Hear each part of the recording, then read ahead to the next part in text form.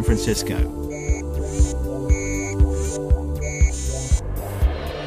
When it was built in 1888, it was the largest dam of its kind. It measures 47 meters high and 183 meters wide and holds back a massive 85,550 cubic meters of water. In the late 1800s, its purpose was to provide San Francisco, one of America's fastest growing cities, with a reliable and sustainable water supply. But the engineers who built it were taking a serious gamble. It was one of the first structures of its size to be built entirely of concrete. And with concrete came problems. One of the most difficult things involved with building a dam of this size out of concrete was finding the right types of material. There was no source of cement, at least in those volumes on the western United States coastline, so they had to bring it from England around Cape Horn. Even getting enough sand to mix with the cement was a problem. 175,000 tons had to be scooped from the beaches of San Francisco and dragged 25 miles to the construction site by horse and cart. Lower Crystal Springs Dam was the brainchild of an ambitious German engineer called Hermann Schussler. Once the ingredients were assembled, Schussler realized that the only feasible way to build his dam was in a series of concrete blocks, which gave him another problem. To build in blocks created numerous lines of weakness within the dam structure. The immense weight of water bearing down on it would find and expose those weaknesses and ultimately destroy the dam. So Schussler designed an intricate network of interlocking blocks and glued them together with concrete. It was like an ingenious three-dimensional jigsaw puzzle. The innovative technique worked. It made Lower Crystal Springs Dam stronger than any previous design. And it had to be. Running down the middle of the reservoir, just 400 feet from the dam, is the San Andreas Fault. The San Andreas Earthquake Fault runs through the state of California and is responsible for 2 major earthquakes in San Francisco in the last 100 years. In 1906 and 1989, earthquakes measuring up to 7.1 on the Richter scale collapsed bridges, houses, and ripped freeways apart. But the Lower Crystal Springs Dam survived both, and astonishingly, it remains as structurally sound as the day it was built. More than you can say for the roadway. There are much larger dams than the Lower Crystal Springs Dam, but something small can be great also. So I think this is just an outstanding example of engineering brilliance, and I think it's one of the greatest dams ever built. Lower Crystal Springs set new standards for dam design and construction, and directly influenced the building of Hoover Dam. Only Hoover would do it bigger and better.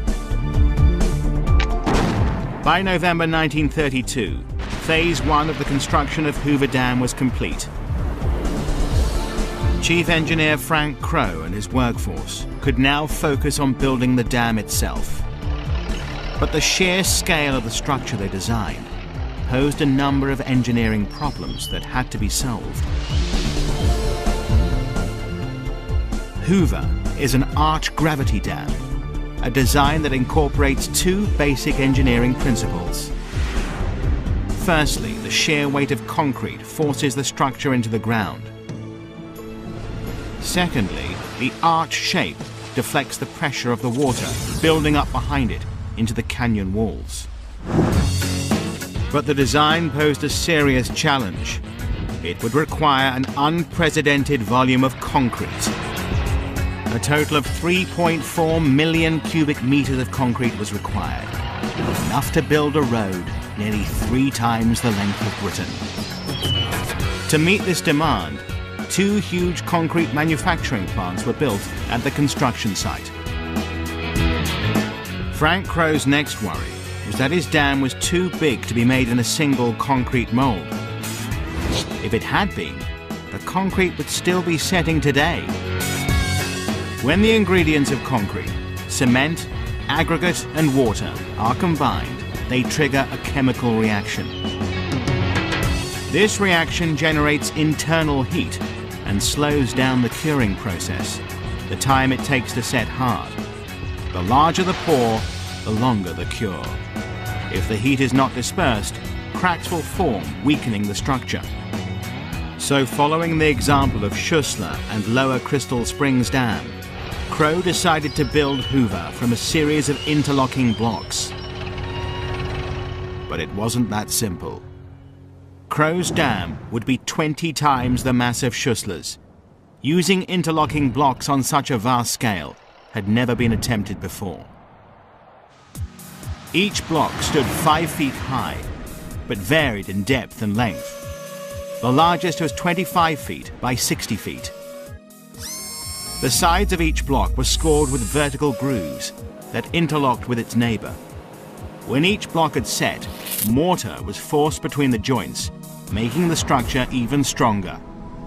To accelerate the setting process, Crowe also designed an intricate system of pipes buried in the concrete. By pumping cold water through the pipes, the concrete mix was cooled and cured faster. Next, Crowe faced a battle with the desert sun. The effect of this external heat meant that the concrete began drying out before it was in position.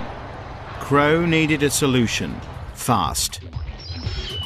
To speed up delivery of the concrete, he designed an elaborate network of overhead cables and pulleys. Cables slung across the canyon directly above the construction site carried vast buckets of concrete that were pulleyed down to teams waiting to pour.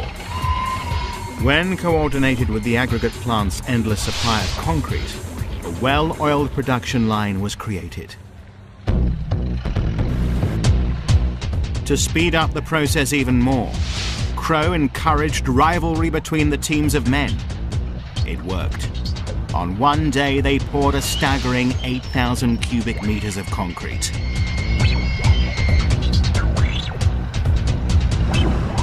To keep on schedule, the construction crews had to toil night and day, year in, year out, pouring interlocking block after interlocking block.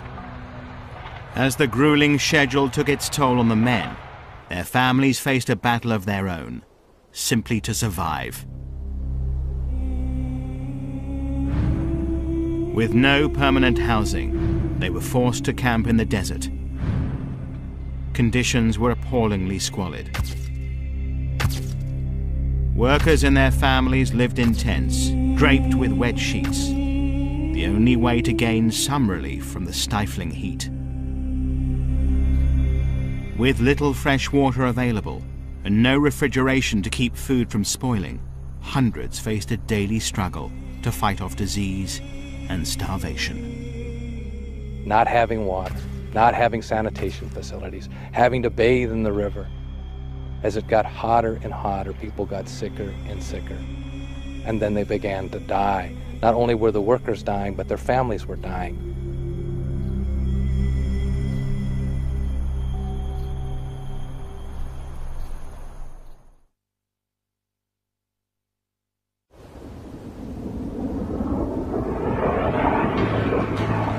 Living conditions for the workers of Hoover Dam became so bad that the construction company had to act.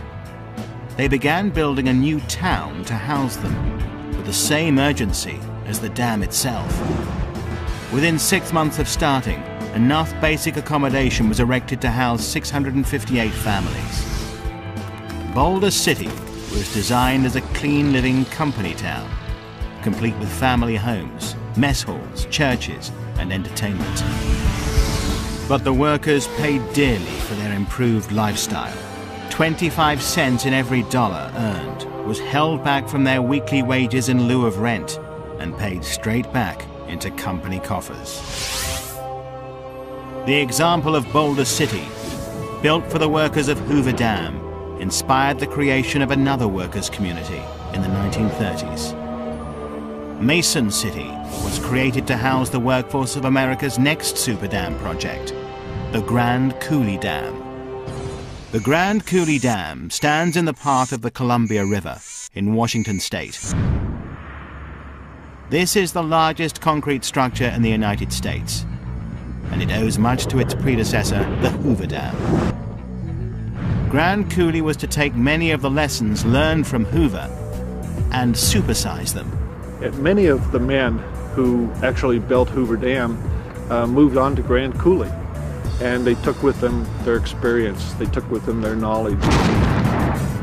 And as they worked on Grand Coulee Dam, they put all of that to use, and that was important in the construction of that particular structure as well. The dam is 60 meters taller than St. Paul's Cathedral and stretches 1 mile wide. It contains a massive 9.2 million cubic meters of concrete, nearly 3 times that used in Hoover Dam, enough to build a pavement twice around the equator.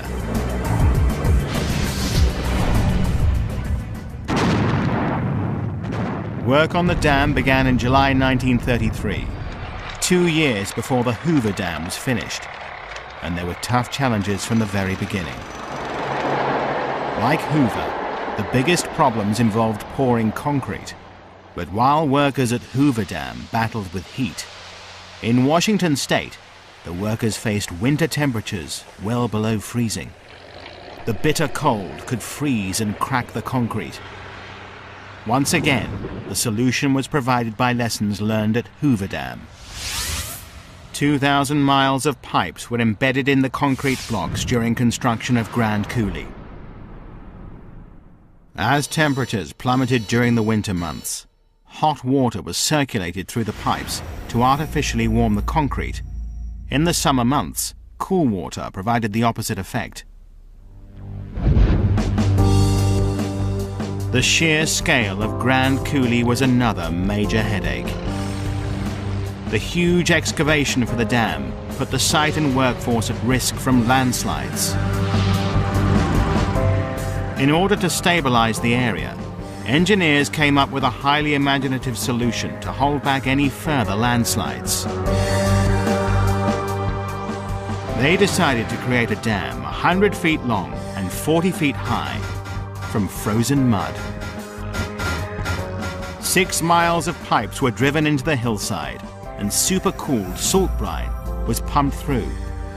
This froze the surrounding earth, protecting the workers below. Grand Coulee Dam was eventually completed in 1941, just in time for the United States' entry into the Second World War. The dam became a vital hydroelectric power supply for the ship and aircraft building industries in the Pacific Northwest. It also supplied electricity to the Hanford Nuclear Reservation that provided uranium and plutonium for the first nuclear bombs. The Grand Coulee Dam soon became the largest hydroelectric plant in North America. Even today, it remains the 4th largest in the world, generating a massive 6.5 million kilowatts of electricity per year. These generators rate among the largest in the world. Just a single one is capable of powering the city of Portland, Oregon. But the soaring ambition of Grand Coulee Dam would not have been possible without the example of Hoover Dam.